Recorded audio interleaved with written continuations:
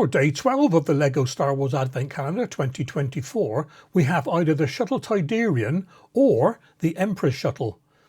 But as this set was from 2010, set number 8096, we know it's the Emperor's Shuttle. This was a 592-piece set with 4 minifigs.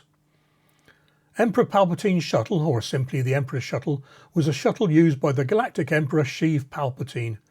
It was a heavily modified Lambda-class T-4A shuttle featuring a cloaking device that rendered it invisible to all known forms of energy. It was staffed almost entirely with royal guards, and it was heavily armed with 5 sets of laser cannons. The transport was easily identified by a grey stripe that ran down the front of its beak-like cockpit. Palpatine used the shuttle to reach the second Death Star orbiting over Endor. Upon arrival, it disembarked at Hangar 272 on the Death Star, with the Imperials honouring his visit with air parades outside the station and the personnel, including a large amount of technicians, droid and military personnel, standing at attention for their leader's arrival.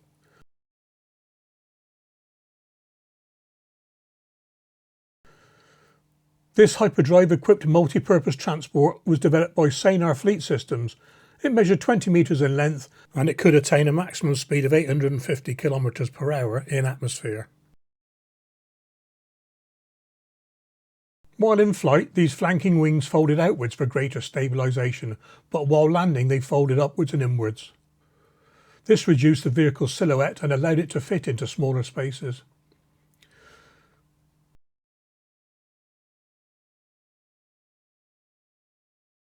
Emperor Palpatine's shuttle was destroyed when the battle station was blown up during the Battle of Endor.